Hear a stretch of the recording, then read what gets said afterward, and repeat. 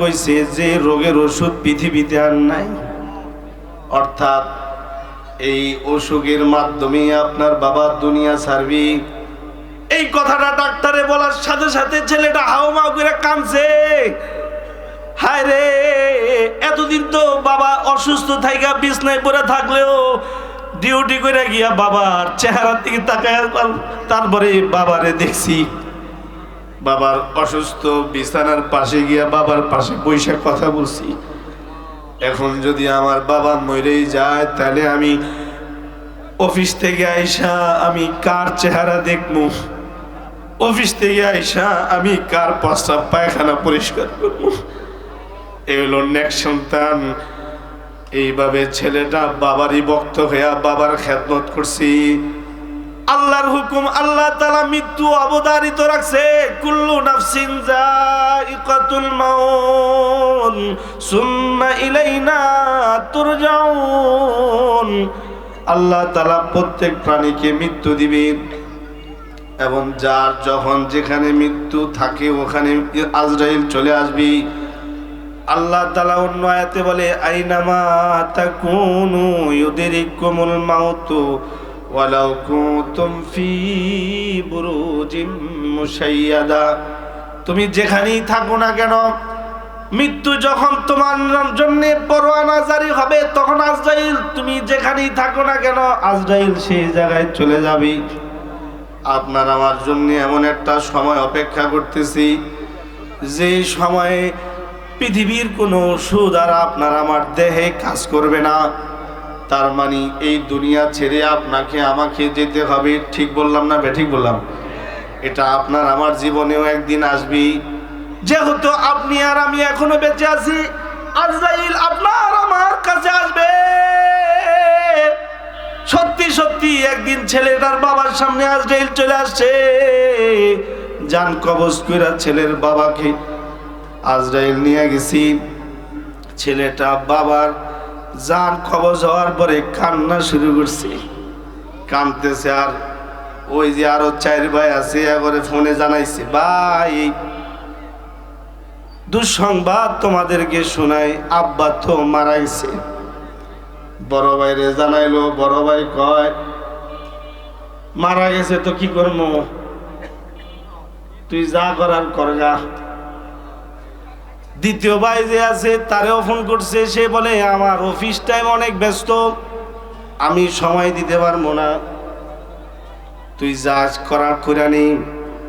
তৃতীয় ভাইকে ছোট ভাই ফোন করে জানাইছি, ভাই আব্বা তো মারা গেছে, কয় বিকাশ নাম্বার দিস, আমি কিছু টাকা পাঠাই দিব, যে টাকার মাধ্যমে লোক ভাড়া কইরা তারে গোসল দিয়া কবর খনন কইরা দাফন করে নিবি, আমি কিছু তোরে টাকা পাঠাবো, বিকাশ নাম্বার দি। চতুর্থ ভাইকে ফোন করে জানাইলো, ভাইরে যেই বাবা আমাদেরকে জন্ম দিল ওই বাপ তো দুনিয়া ছেড়ে চলে গেছে, আয় না একটু জানা যায় আয়।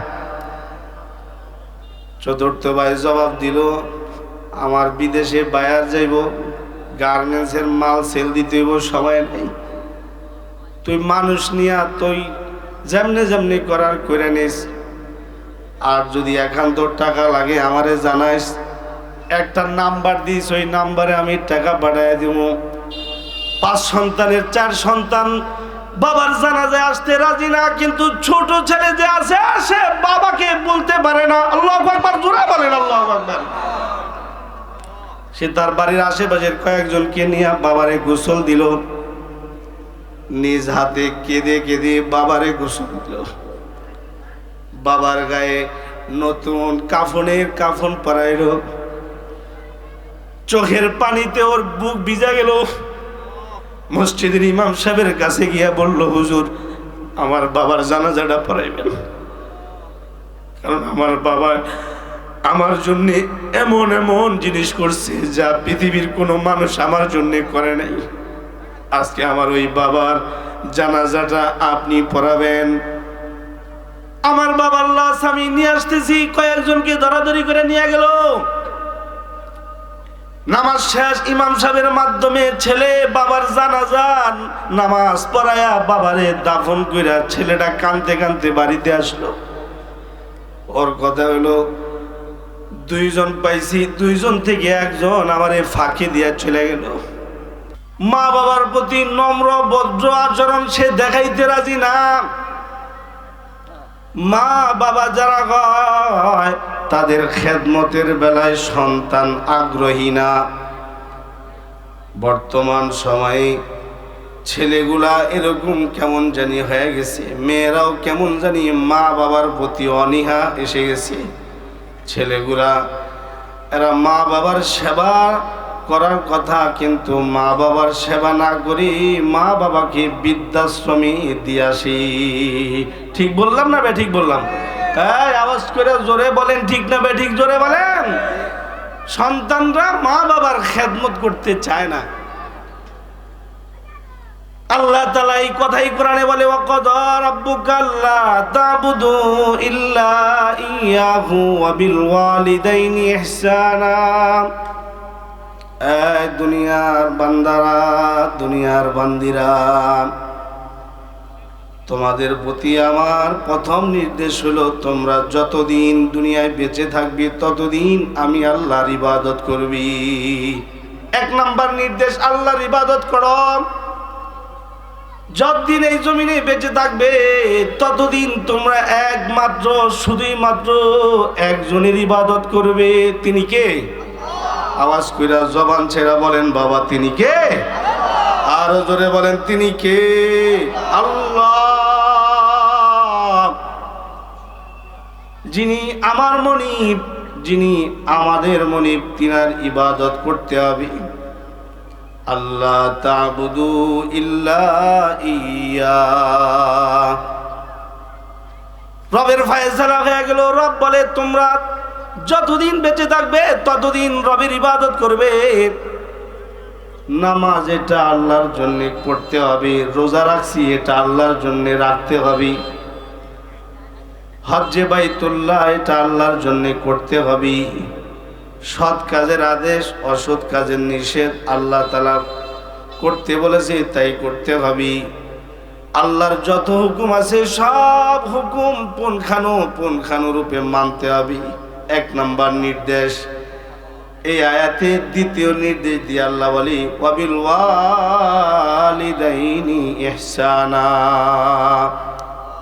পিতামাতার সাথে তোমরা ভালো ব্যবহার করবে, ইবাদত আমার করবে, আর খেদমত পিতামাতার করবে। ভাই একটু এদিকে আনতো, মাইকেল এটা উপরে উঠান, আমার কাছ থেকে মাইক দূরে, কারণ কাছাকাছি না হইলে জমতো না আর কি। একটু উপরে উঠাই দেন, ব্যাস। টুপি কো? হ্যাঁ, মাহফিল চালাইব টুপি না? আলহামদুলিল্লাহ।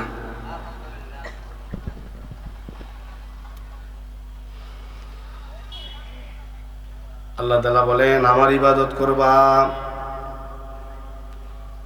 দুই নাম্বার আমার কথা হলো মা বাবার খেদমত করবা। এই কথা বলেন কে? সবাই বলেন। কে বলেন? আল্লাহ। এটা কোনো বড় হুজুরের কথা না, কোনো পীর সাহেবের কথা না, অথবা কোনো দেশের সরকার বাহাদুরের কথা না। সরকারের সরকার, বাদশার বাদশা যিনি, তার কথা। আওয়াজ দিয়া জোরে বলেন, তিনি কে? আল্লাহ। আল্লাহ বলেন, ওয়াবিল ওয়ালিদাইনি ইহসানা। মা বাবার খেদমত করবা, মা বাবার খেদমত করবা, কারণ তুমি মা বাবার মাধ্যমে দুনিয়ার আলো বাতাস পাইছো।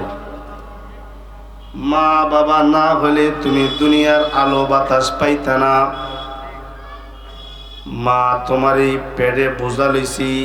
ওয়াসাইনাল ইনসানা বিওয়ালিদাইহি হামালাতহু উম্মুহু কুরহা ওয়া ওয়াদাআতুহু কুরহা ওয়া হামলুহু ওয়া ফিসালুহু 30 শাহরা।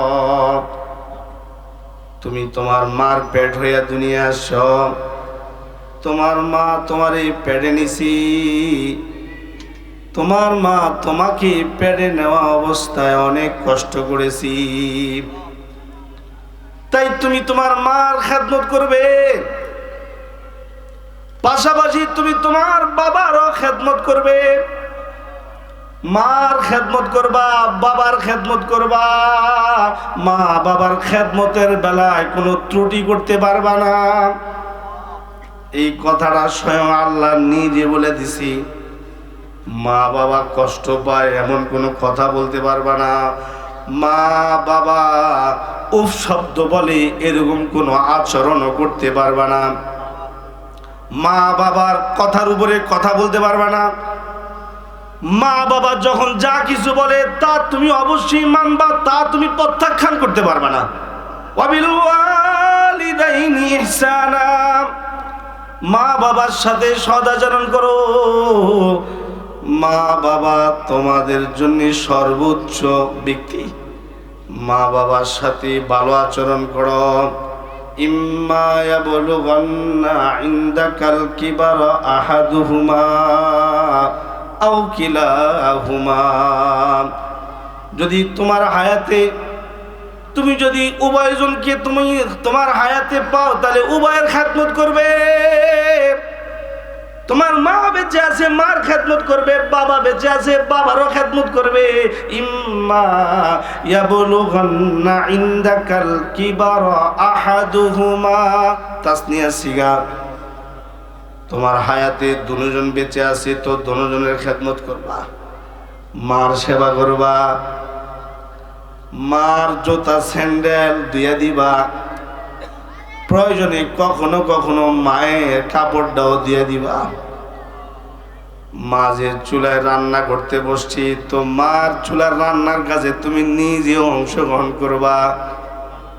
ঘরের মধ্যে আগুন নাই, মেজবাতি নাই, গ্যাস লাইট নাই, আগুন নাই, তোমাকে মা বলছে অমুক বাড়ি থেকে গিয়া তুমি একটু আগুন নিয়ে আসো, তাই তুমি তোমার মার নির্দেশ পালন করার জন্য অমুক বাড়ি থেকে গিয়ে আগুন নিয়ে দিবা। ইম্মা ইয়াবলুগান্না ইনদাকাল কিবারা আহাদুহুমা, মা তোমাকে পেটে বোঝা বইছি, মার খেদমত করবা। পাশাপাশি যদি বাবাকেও হায়াতে পাও তাহলে বাবারও খেদমত করবা। বাবা হাল বাইতে গেছে, তুমিও বাবার লগে লগে যাইবা।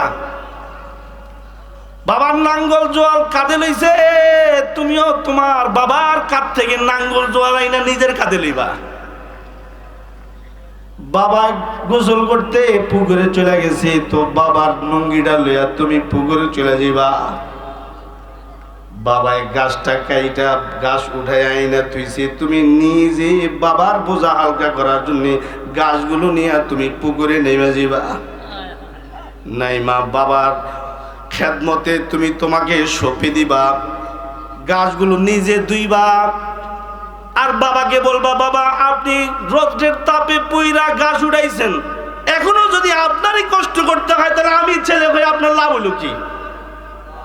আমি আপনার ছেলে, আমি আপনার খাদেম বাবা।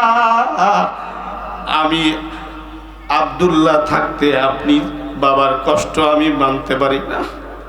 বাবা গো, আপনি কিছু সময় আরাম করেন। ও বাবা, আমি কিছু কাজ করি, বাবার বোঝা হালকা করবি। আল্লাহ বলে ইম্মা ইয়াবলুগান্না ইনদাকাল কিবারা আহাদুহুমা, মার খেদমত করবা, বাবার খেদমত করবা। কেন করবে? কয় মা তোমারে পেড়ে লইছে, বাবাই তোমার ছোটবেলার সব কিছুর যোগান দিছে। মা তো তোমার দুগ্ধ পান করাইছে, তোমাকে যখন শোয়ানো হয়েছে তো তুমি শোয়ানো কাপড়ের মধ্যে প্রস্রাব করে দিছ, শোয়ানো কাপড়ের মধ্যে তুমি পায়খানা করে দিছ। ওই পায়খানা তুমি তোমার পায়খানা ধুইতে পারতা না, তুমি তোমার প্রস্রাব পরিষ্কার করতে পারতা না, খালি কানতে পারতা আর খালি খাইতে পারতা, আর অন্য কোনো কিছু করতে পারতা না।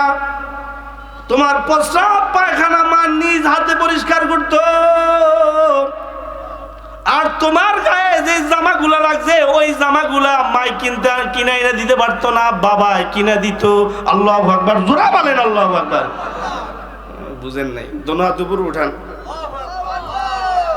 জিমায় থাকলে তা বয়ান বুঝবেন কেমনে? জবান ছেড়ে জোরে বলেন সুবহানাল্লাহ, আরো জোরে বলেন সুবহানাল্লাহ, আওয়াজ করে বলুন আলহামদুলিল্লাহ, চিল্লায় জোরে বলুন আল্লাহু আকবার, আরো জোরে বলুন আল্লাহু আকবার। ইমানি কালিমা দিল থেকে পড়েন, লা ইলাহা ইল্লাল্লাহ। সবাই মিলা একসাথে জোরে বললে আল্লাহ খুশি হবে, লা ইলাহা ইল্লাল্লাহ। মাশাআল্লাহ। আপনার মা যেমন কষ্ট করছি, বাবাও কিন্তু আমাদেরকে নিয়ে কষ্ট করেছি। বাবা নিজের নতুন নুগি না কিনা বাবা 8 টাকা দিয়া আমাকে ওষুধ কিনা দিছে। বাবার জুতা স্যান্ডেলের দিকে বাবার নজর ছিল না। ছেলে মেয়ে আবদার করছি, বাবা আমার একটা জামা কিনা দাও।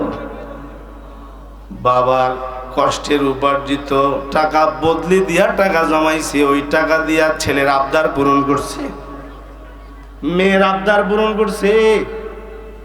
ইম্মা ইয়াবলুগান্না ইনদাকাল কিবারা আহাদুহুমা আও কিলাহুমা, যদি তুমি তোমার হায়াতে মা বাবাকে পেয়ে যাও তাহলে মা বাবার খেদমত করো।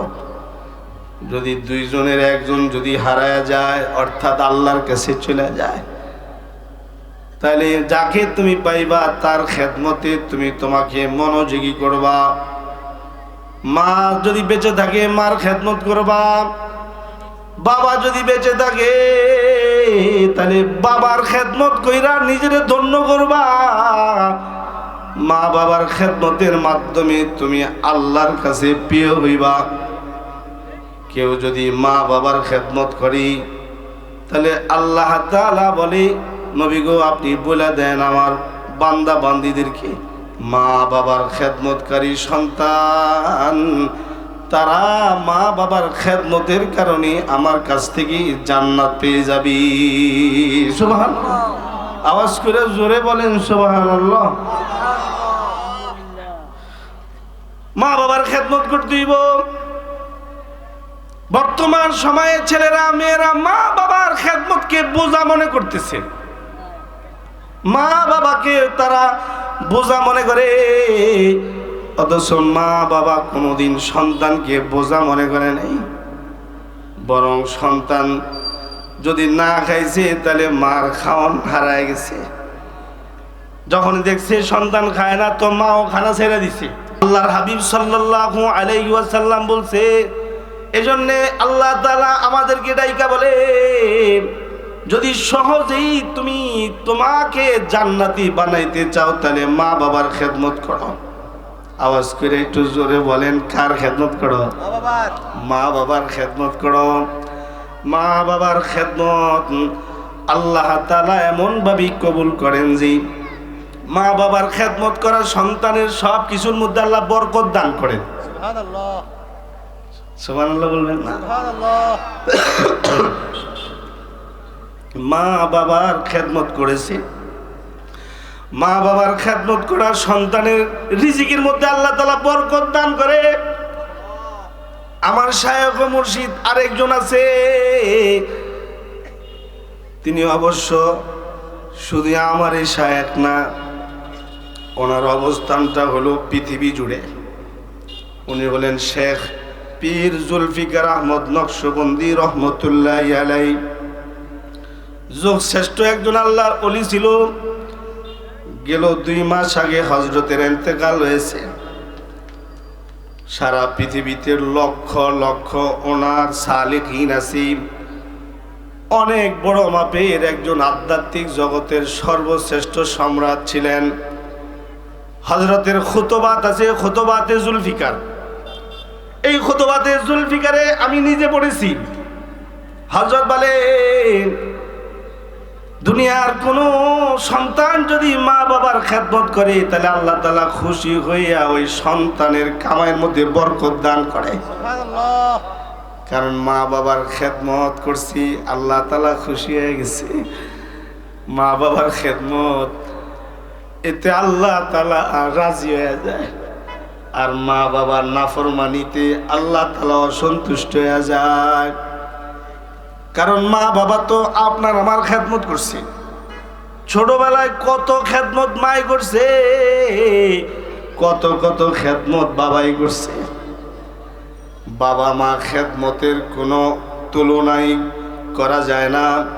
ওই মা বাবার খেদমতকারী সন্তান দুনিয়াতে অনেক পুরস্কারে পুরস্কৃত হয়। এর একটা পুরস্কার হলো মা বাবা খেদমত করা সন্তানকে আল্লাহ তাআলা তার রিজিকের মধ্যে বরকত দান করে। সুবহানাল্লাহ। হযরতের খুতবাতে বলে, কোন একটা পরিবারের মধ্যে 5 ভাই ছিল। 5 ভাইয়ের সবচেয়ে ছোট ভাই যে, সে সব ভাইদেরকে ডেকে বলে, ভাইরা আমার, আমি আপনাদেরকে একত্রিত করেছি বিশেষ একটা উদ্দেশ্যে। এই উদ্দেশ্যটা কি শুনি?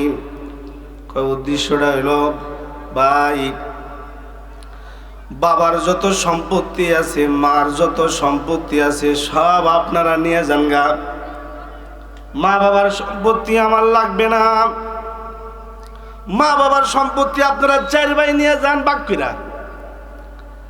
আমাকে শুধু মা বাবা আর খেদমত করবার জন্য আমারে সুযোগ দেন। সম্পদ আপনারা নিয়ে যান, আমার সম্পদটাও আপনারা ভাগ করে নিয়ে যান। শুধু বিনিময় মাকে আর বাবাকে আমারে দিয়া দেন। আমি আমার মা, আমি আমার বাবার খেদমত করব। সুবহানাল্লাহ, জোরে বলেন। বর্তমান সময়ে এমন চিত্র পাওয়া যায় না, বরং বায়ে বাইরে ঠেলে তুই মারে খাওয়াবি, বায়ে বায়েকে ঠেলা বলে তুই বাবাকে খাওয়াবি। মা বাবাকে খেদমতের সময় বাইরা ধাক্কা ধাক্কি করে। কিন্তু কিছু কিছু মানুষ আজও আছে যারা মা বাবার খেদমতের জন্য পাগল। মা বাবার খেদমত করলে লস নাই। মা বাবার খেদমত যারা করছে আল্লাহ তাআলা তাদেরকে ভাগ্যবান বানায় দিছে। সুবহানাল্লাহ। 4 ভাই ছোট ভাইয়ের এই কথা শুনা একজন আরেকজনের লগে কয়, ভালোই তুইছে, আমাগো মাথার বোঝায় যদি নিয়ে যায় তাহলে তো আমরা শান্তি পেলাম। মা বাবার লালন পালন করা এটা বোঝা মনে করে। যদি নিয়ে পালতে চায় তাহলে পালুক গা। এই বুড়া বুড়িরে আর পালতে মন চায় না। হায় রে, অথচ এই বুড়া বুড়ি না পারলে তুই আজকে এত বড় হইতি না। ঠিক না ঠিক জোরে বলেন। বুড়া বুড়ি যদি না পালতো তাহলে আজকে তুমি এত বড় হইতা না। 4 ভাই খুশি হয়ে বলে, তাহলে ভালোই তো প্রস্তাব দিছস, এরকম প্রস্তাব তুই আগে দিবি না? তো নে মা রে বাবা রে তোর বাসায় নিয়ে দিয়েলাম, আর মা বাবার সম্পত্তি আমরা সব নিয়ে গেলাম। ছোট ছেলেরা এবার মার খেদমত করে, বাবার খেদমত করে। করতে করতে শায়েখ বলে 15 থেকে 20 বছর ছোট ছেলেটা মা বাবা উভয়ের খেদমত একাকার করে গেছে। একটা সময় গেলে পরে বাবায় বয়বৃদ্ধ হয়ে বিছনায় পড়ে গেছে। বিছনায় পড়ে যাওয়া বাবার জন্য ছেলে যে কত কান্না করলো, কত ডাক্তারের কাছে নিয়ে গেল। তার মানুষ বলি, তোর অন্য ভাইয়েরাও তো আছি, তোর বাবারে নিয়ে অন্য ভাইদের কোনো ফিকির নাই, তুই এত কান্নাকাটি করস কেন? ছোট ছেলে বলে, না তাহলে আপনারা জানেন না, আমি ছোট থাকতে যখন অসুস্থ হয়েছি তখন আমার বাবার ঘুমাইছে না। ছোট থাকা অবস্থায় যখন আমি অসুস্থ হয়ে গেছি, আমার মা সারা রাত আমার নিয়ে বসেছিল। আমি যখন অসুস্থ হয়ে গেছি তো মা বাবা পালা বদল করে আমারে খালি কোলে লয়ে বয়ে থাকতো। আজকে আমার বাবা অসুস্থ হয়ে বিছনায় পড়ে গেছে, আর বাবার কোনো খেদমত আমি করতে পারতেছি না, আমি আমার মনকে বুঝাইতে পারতেছি না। ইমাম সাহেবের কাছে যায় বলে, ইমাম সাহেব হুজুর, দয়া করে যদি নামাজের পরে সবাই নিয়ে আমার বাবার জন্য একটু দোয়া করতেন। আমার বাবা আজকে বহুদিন যাবৎ বিছনায় পড়ে গেছি, বাবারে আমি দুই পায়ে হাঁটতে না দেখে আমার মন খারাপ হয়ে গেছে।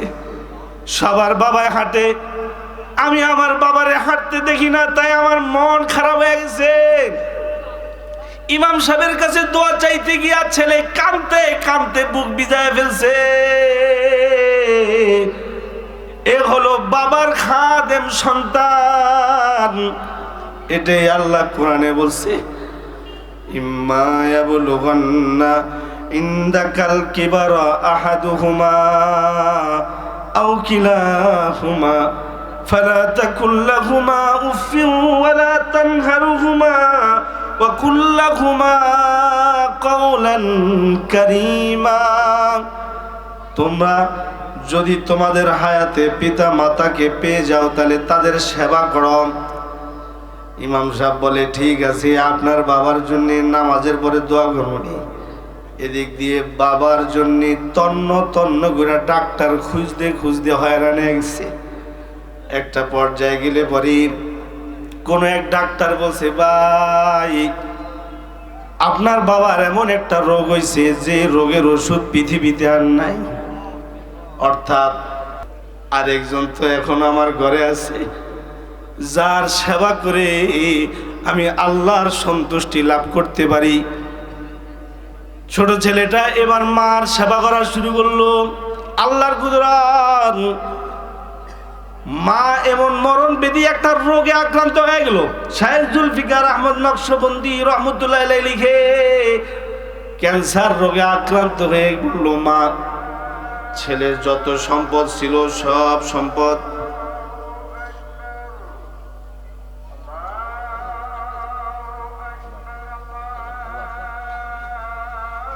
আজানটা শেষ হোক, হ্যাঁ জবাব দিই না, আজানের জবাব দেন, এরপরে কিছু সময় কথা হবে, এরপরে শেষ। আল্লাহু আকবার।